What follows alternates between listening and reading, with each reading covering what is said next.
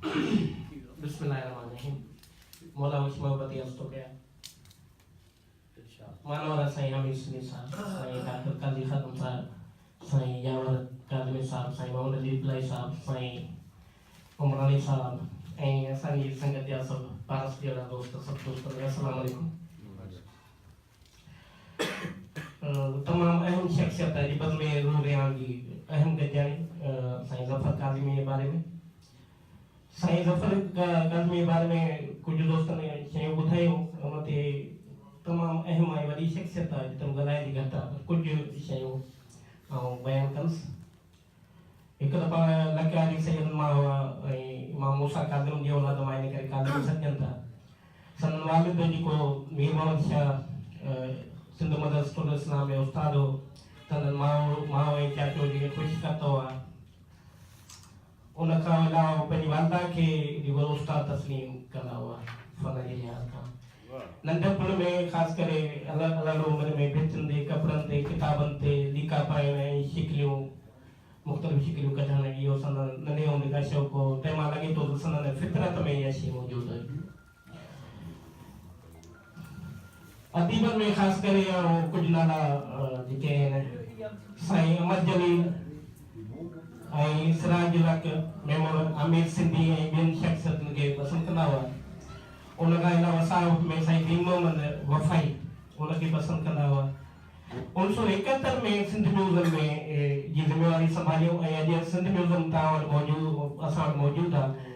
अॼु सिंध म्यूज़ियम जेको आहे सो आउं सम्झा थो उहा देन साईं ज़फ़र काज़मी जी आहे। ज़फ़र काज़मी न हुजे हा त अॼु सिंध म्यूज़ियम असां वटि न हुजे हा। छो जो हुन जी काविश सां जेको कुझु थियो सो थियो ऐं हुनखे जेतिरो हुन ज़िंदगी में हुनजी कोशिशि हुई हुनखे हुन जेको आहे सो उनखे उरूज ॾियण जी कोशिशि कई जेतिरा हुन वटि वसीला मौजूदु आहे। उन खां पोइ उहो कमु उते जो उते आहे रुकिजियो जीअं असांखे जमशेद ॿुधायो त हुनजी कहिड़ी ऐं जीअं जेतिरो हुनजो मस्तबो हो जेतिरो हुनजो मान हो जेतिरो हुनजो कमु हो जिते हुनखे इज़त मिलणु खपंदी हुई सा असांजे दरवेश सगोरी सरकार हुनखे न ॾिनी ऐं अॼु ॾींहं ताईं पोइ हुनखे जेको आहे सो उहे शयूं न मिलियूं आहिनि। ऐं हितां हिकिड़ी शइ चवंदो हलां त अॼु बि हुनजे जेको सो घर बि हुनजे नाले मौजूदु न आहे ऐं सरकार खे करणु खपे। हुनजो औलाद नथो घुरे न को हुनखे हुनजी ज़रूरत आई अलाह साईं हुनखे पंहिंजे पेरनि ते बीहारियो आहे। लेकिन हुकूमत जो फर्ज़ आहे त जेतिरो हुन फन कयो आहे जेतिरो फन जे एतबार सां हुन सिंध जी ख़िदमत कई आहे पाकिस्तान जी ख़िदमत कई आहे पंहिंजे वतन जी ख़िदमत कई आहे उन ख़िदमत आहे हुनखे महिनता ज़रूरु मिलणु घुरिजे। त मूं अर्ज़ु कयो त सिंध म्यूज़ियम में 80% जेके शयूं हुन हथु करे उहे बिना मुआविज़े में सिंध म्यूज़ियम में रखियो। उनजो को हुन मुआविज़ो कोन वरितो। उहे हुन कीअं हथु कयूं हूंदियूं इहा हिकिड़ी वॾी तारीख़ आहे। उन खां अलावा उहो सिंधी तारीख़ जो वॾो माहिर हो। तारीख़ जो ॼाणू हुन तारीख़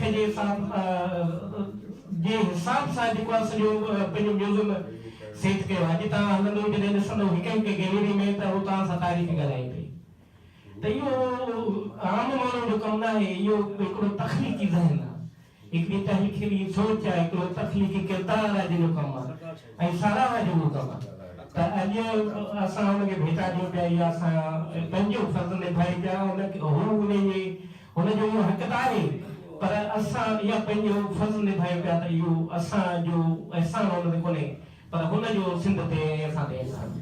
उन खां अलावा हुन सॼे मुल्क जा म्यूज़ियम खुलिया पाकिस्तान पूरे जा म्यूज़ियम खुलिया उन हिसाब सां जेको आहे उन म्यूज़ियम खे तरतीब ॾिनो। उन खां अलावा ॿाहिरि मुल्कनि में जेको सो ॿाहिरियां मुल्क घुमिया ऐं उन हिसाब सां जेको सो कोशिशि कई जीअं इस्लामाबाद जा पाकिस्तान जा वॾा वॾा म्यूज़ियम आहिनि जा बहरहाल हुनजी कोशिशि पंहिंजी जाइ ते जारी रही। त सिंध खे ऐं जॾहिं ॿाहिरि जंहिं बि मुल्क में वियो त हुन सिंध खे मुतारिफ़ करायो सिंधी फन खे मुतारिफ़ करायो सिंधी तहज़ीब खे मुतारिफ़ करायो। उहो आशिक़ हो सिंध जो सिंध सां हुनखे जज़्बाती लॻाव हो ऐं हुन पंहिंजे फन में जेको आहे सो हुननि जज़्बनि जो इज़हार कयो। जमशेद चवंदो आर्ट यूनिवर्सिटी वाकई यूनिवर्सिटी आर्ट जो ऐं 15 साल हुन मुस्तवरी सेखारी ॿार रेडियो पाकिस्तान में 15 साल लगातार प्रोग्राम करण मुस्तवरी सेखारण ॿारनि खे इहो बि हुनजो कमु हो। अहिड़े हिसाब सां कुझु सिटूं हुननि लिखियूं आहिनि जेके आउं हुनखे भेटा पेश कंदुसि। वारो हू वॼाए वियो पाण खे ॻणाए वियो, वारो हू वॼाए वियो पाण खे ॻणाए वियो, मुस्तवरी जो माहिर वरो, मुस्तवरी जो माहिर वरो कुर्ब में कमाए वियो। महिरबानी। आऊं चेतन मेघवाल बज़ार में सामू स्टेज होटल मौजूद मेहमानों ऐं सामू होटल दोस्तों भावरो जे जफर काज़मी जे असांजी बज़ में रू रहा जे हम जफर काज़मी के याद कयो आहे। अॼु काविश अख़बार में हाइड पार्क में खत लगो आहे साईं गुलम नूरानी साहब जो जा सकाफत कातो जफर काज़मी के याद छो करे। सो सकाफत का जो को आहे सो सिस्टमिक तरीके से जिंदा रखने में जो वो किरदार है उन जो बानी है। सकाफत का तो हूं बेन के कोन याद करे पर हिड़ी जो बानी हो उनके मान कोन याद करो। रति साईं जो है अछो पानी लुड़ थियो कालू रो कंगन इंदे लज मरन ते सर मथे हजड़ा आई बस में रुना जो इनके याद जो है रति साईं सही जो है जितन पखी पैर तित चुमके बायरी जो पानी तो केर खाउ की खेर रे इनके याद जो है आई नसर मिलाई गलायो है आ गीत चई पे जगह रखनोस। वाह वाह वाह चेतन पखी ने चुपिनेरो छदी दो इता हो उडामी हयो ने तवींदो इता हो उडामी हयो ने तवींदो पखी ने चुपिनेरो छदी दो इता हो उडामी हयो ने तवींदो इता हो उडामी हयो ने तवींदो मिट्टी माटी छाजी कुटम कबीलो मिट्टी माटी छाजी कुटम कबीलो छड़े मेल मारियो सभई संग चढ़ी दो हिता हो उडामी हयो ने तवींदो हिता हो उडामी हयो ने तवींदो मिठू बोले पड़ा पेन खोले मिठू बोले पड़ा पेन खोले वनी कह दे हम आखिरो अदीदो इता हो उडामी हयो ने तवींदो इता हो उडामी हयो ने तवींदो पखी ने पिंजरो छदी दो इता हो उडामी हयो ने तवींदो इता हो उडामी हयो ने तवींदो विशन ने तवींदो रयो किनरेंदो विशन ने तवींदो रयो किनरेंदो सिर्फ पंहिंजो यादो हिते के छॾी दो हिता हो उडामी हयो ने तवींदो हिता हो उडामी हयो ने तवींदो पखी ने पिंजरो छॾी दो पखी ने पिंजरो छॾी दो हिता हो उडामी हयो ने तवींदो हिता हो उडामी हयो ने तवींदो। माशाअल्लाह काज़मी साहब सां असांजी मुलाक़ात हुई तमामु वॾो सुठो चित्रकार हो ऐं पंहिंजो जेको आहे सो हुनजो पंहिंजे चित्रकारी जे हवाले सां तमामु वॾो कमु थियल आहे ऐं सलीम साहब सां गॾु असां हुनजो फज़ल साईं घणे वक़्त खां पोइ इहा जेको ॿियो आहे हिकिड़ी मुलाक़ात बि थी वई ऐं प्रोग्राम बि थियो सफ़र काज़मी साहब असांखे चित्रकारीअ जो ऐं तमामु ऐं उहो बि उसूल परस्त माण्हू हो उहो बि उसूल परस्त माण्हू हो हुन इहा मां ख़ूबी ॾिठी हुन सां मुंहिंजी हिकिड़ी ॿ गॾिजाणी थी जेको मरो हुयो हैदराबाद में कमिश्नर रहियो अला बख्श सूरो साहब उहो हुन सां तमामु घणो प्यारु कंदो हो ऐं हुन सां कचहरी थींदियूं रहियूं। आगा कयूम लाली मोहतरम हमीद सिंधी साहब, मोहतरम काजी खादिम साहब, मोहतरम मोहम्मद अली दुबरानी साहब, मोहतरम गुल मोहम्मद उमरानी साहब, मोहतरम यावर अली काज़मी ऐं ॿिया मुंहिंजा दोस्त जीए सिंध जिए लतीफ़ जी सिंधी ॿोली। रंग चोले अवांजे ते जेकी चिटल ईअं हयाती असांजी हथे रंग भरियो शाम जो ही वर्त भरियो शाम जो ही पर नाव असांजे कयो। हिन जी अणमौजूदगीअ में मौजूदगीअ जे एहसास जी जाकोड़ खणी अॼु जे मोकल जे ॾींहं जो ही पहिरियों सलाम हिन बाबा सकाफ़त मोहतरम सैयद ज़फ़र काज़मीअ खे जेको पंहिंजी ज़ात में हिकु मुकमिल तारीख़ हो। को मौत हयाती खां बि वधीक मालाइतो हूंदो आहे ऐं के हयात तो मौत खां बि वयल हूंदियूं आहिनि। हिन जी मौत हिन जो मौत असांखे जीअण जो ढंग सेखारे वियो।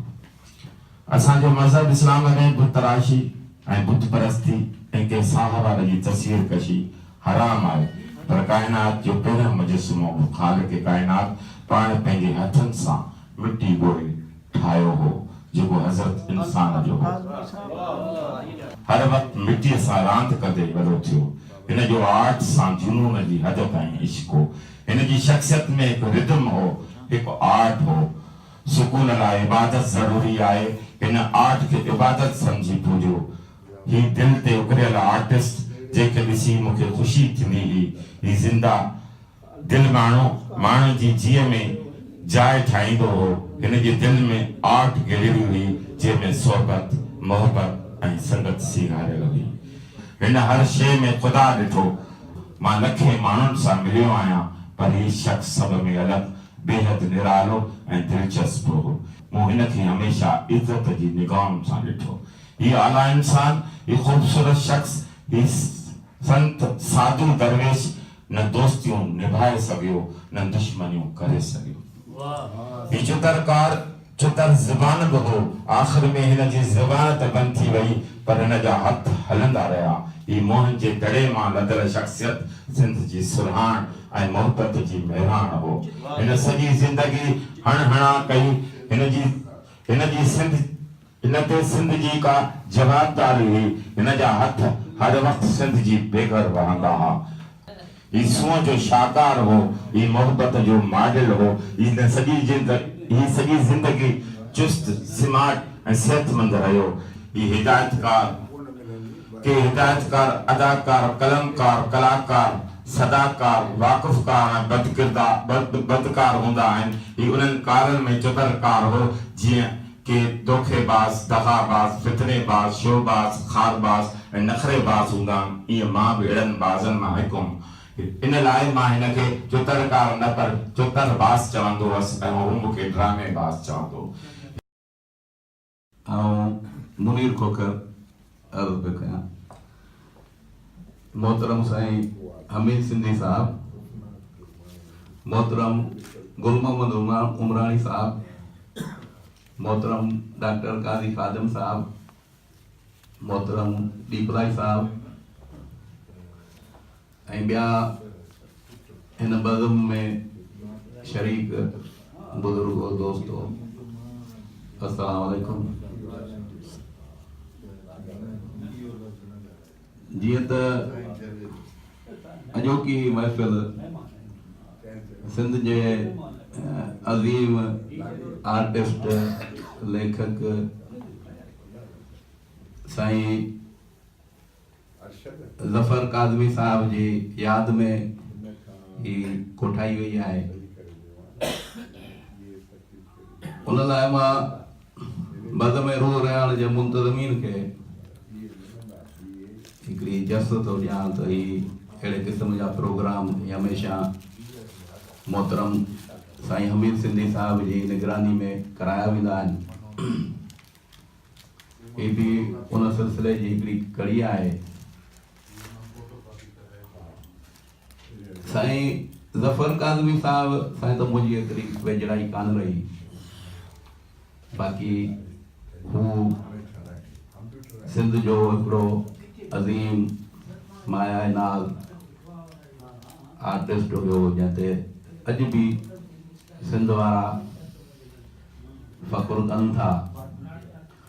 असां सभिनी जी दुआ आहे त अल्लाह ताला मथां पंहिंजूं रहमतूं बख़्शिशूं नाज़िल फरमाए।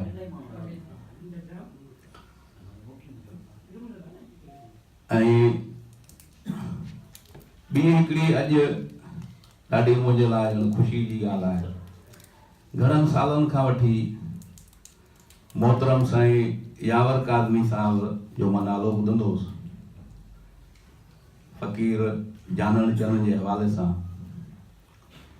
ऐं हिकिड़ो किताब बि जेको साईं जन तरतीब ॾिनो उहो मूं पढ़ियो त हिकिड़ी हसरत रहंदी हुई त कॾहिं वञी साईं जन सां मुलाक़ात कजे। पर अॼु हिकिड़ो मालिक साईं महिरबानी कई आहे, मां पंहिंजी ख़ुशनसीबी सम्झां थो जो साईं जन जा जो दीदार पाण ई जेको नसीब थियो आहे। ऐं जेके मूं साईं यावर अली काज़मी जे बारे में ॿुधंदो हुउसि, जेके ॻाल्हियूं उहे सभई अॼु उहे ज़हन ते अचनि थियूं पियूं फ़क़ीर जानण चरण साईं जन जे हवाले सां।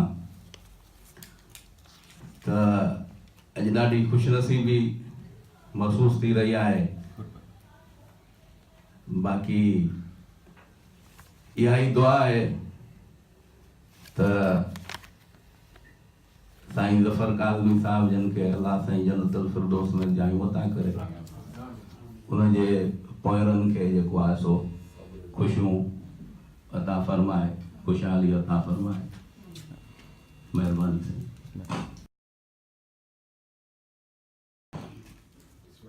जी साईं। बिस्मिल्लाहिर्रहमानिर्रहीम। प्रोफेसर खलील परिहार, मोहतरम मेहमान ग्रामी ऐं ॿिया शाइर ऐं अदीब, अस्सलाम वालेकुम। गुज़िरियल 2-3 मीटिंगूं मूंखां ग़ैर हाज़िर रहियूं ऐं इन करे अॼु जे मौज़ूअ जी ख़बर त कान हुई, पर ही अज़ीम आर्टिस्ट जेको हो सो पंहिंजी हैसियत सां हिकिड़ी जुदागाना हिन जी हैसियत हुई।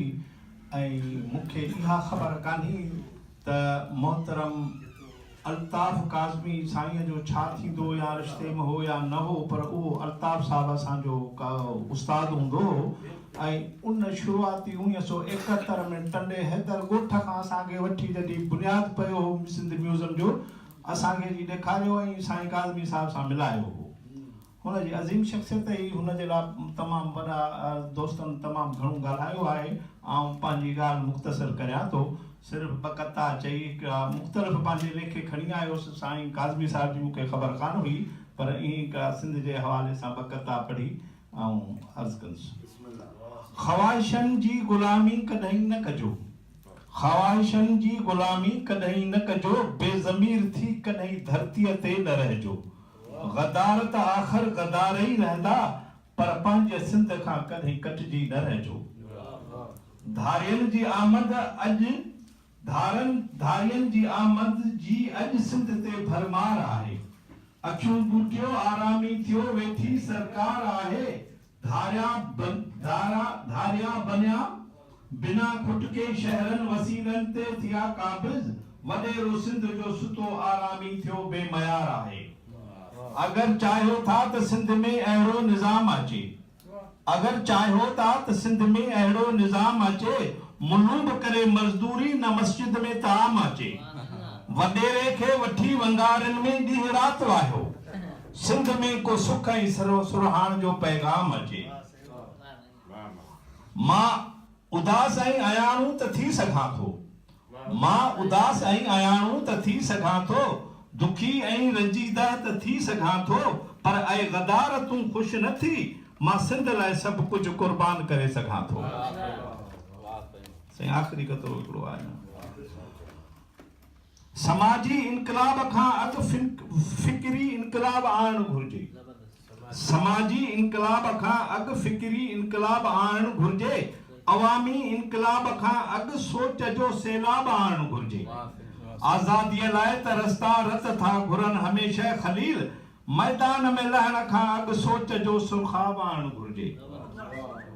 अखियुनि जे पाणीअ ऐं दरिया जे पाणीअ में फ़र्क़ु ज़ाहिर ज़हूर। आख़िरी कतो आहे साईं। अखियुनि जे पाणी ऐं दरिया जे पाणीअ में फ़र्क़ु ज़ाहिर ज़हूर, पंहिंजो रोए त दिलि में सूर, पराओ रोए त मथे में सूर। इंसान केॾो न बेहिस थियो आहे अॼु ख़लील, जे इंसानियत न सिखियो त कहिड़ो कई कनूर। तव्हांजी वॾी महिरबानी, तव्हांजी वॾी महिरबानी। असुल मुझो तालिक सुल्तान कोट शिकारपुर सां आहे। मुझे खुशकिस्मती जो उमरानी साहब जन जे करे साईं हमीद सिंधी साहब जन जी महफ़िल में शरीक थियण जो मौक़ो मिलियो। मूं काफ़ी अरसे को सोचो त साईं जन वटि वञा, पर अलाए छो न अची सघियुसि। उमरानी साहब जन जो कल्ह जो मैसेज मूं इतफ़ाक़ सां अॼु मंझंदि जो जीअं ॾिठो तीअं मूं साईं खे फ़ोन कई। साईं चयो पहुच, मां पहुची वियुसि। इहा मुंहिंजी ख़्वाहिश हुई अॻ में ई। साईं मां हिकिड़ो सरकारी मुलाज़िम रही चुको आहियां, अदीब मां न आहियां, शाइर मां न आहियां, एक्टर अदाकार मां न आहियां। हा, आगा मोहम्मद याकूब मुंहिंजी घरवारी जो मामू ज़रूरु हुन सां तालुक असांजो आहे। मुंहिंजे वालिद साहब जो साईं मुंहिंजा इस्माइल डिप्टी कमिश्नर अर्ज़ु आहे त अदीब त मां न आहियां, शाइर बि न आहियां, पर अलाए छो मूंखे अदीबनि ऐं शाइरनि सां वेहण में मूंखे मज़ो ईंदो आहे। मां अणपढ़ियल आहियां, सभु तव्हांजे अॻियां मां अणपढ़ियल आहियां, ऐं मां चाहींदो आहियां त मां तव्हांजी महफ़िलनि में शरीक थी कुझु सिखां। अॼु काज़मी साहब जन जी यादि में जेको तव्हां अॼु हीउ सभु कुझु कयो आहे, काज़िम साहब जन जे बारे में मूंखे कुझु मालूम न आहे, पर जॾहिं हीउ सभु कुझु मां ॾिसां थो त मां सम्झां थो त बेशक हू अज़ीम हूंदो। सभु उन्हनि जे लाइ गॾु थिया आहे त माना हू आहे। उहो माना आहे। मुंहिंजी दुआ आहे त ख़ुदा ताला उनखे जन्नतुल फिरदौस में